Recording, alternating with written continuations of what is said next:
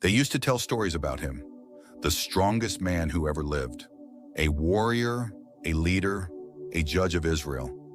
His name struck fear in the hearts of his enemies. But now he is nothing, a blind prisoner, mocked and forgotten. His story should have ended here. But even a tree that has been cut down can still grow again. From the very beginning, Samson was different. His mother, once childless, was visited by an angel who gave her a message from God. "You will have a son. He will be a Nazirite, set apart for God's purpose. No razor shall touch his head. He will begin to deliver Israel from the Philistines." A miracle child, a divine calling. As Samson grew, so did his strength. He was no ordinary man. His power was supernatural. When a lion attacked him, he tore it apart with his bare hands. When the Philistines threatened his people, he struck down 1,000 men with nothing but the jawbone of a donkey. He was powerful. He was unstoppable, or so he thought. Samson had strength, but he lacked wisdom. He had power, but he lacked control. He was a man who could tear down city gates, yet he could not guard his own heart. Time and time again, he pursued women from the enemy's camp. Women who did not follow his God. Women who led him down paths of compromise.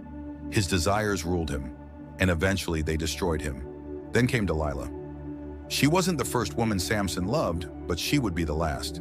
The Philistine rulers came to her with an offer, silver in exchange for the secret of Samson's strength. She accepted. 4 times she asked him. 4 times he lied. Each time she betrayed him. Each time he escaped. But she didn't give up. Day after day, she pressed him. She nagged, she wept. She wore him down until finally, he broke.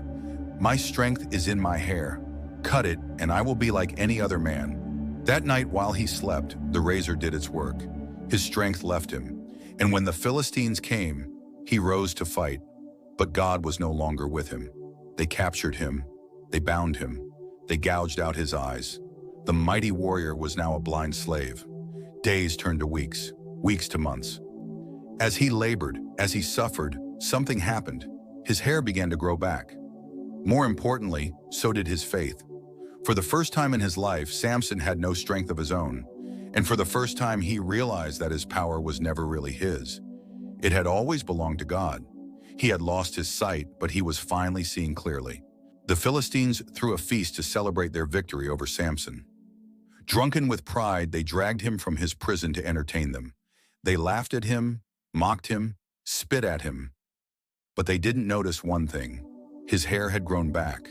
More importantly, his heart had returned to God. "Lord, remember me. Strengthen me just once more." He reached out, feeling the 2 massive pillars that held up the temple. "Let me die with the Philistines."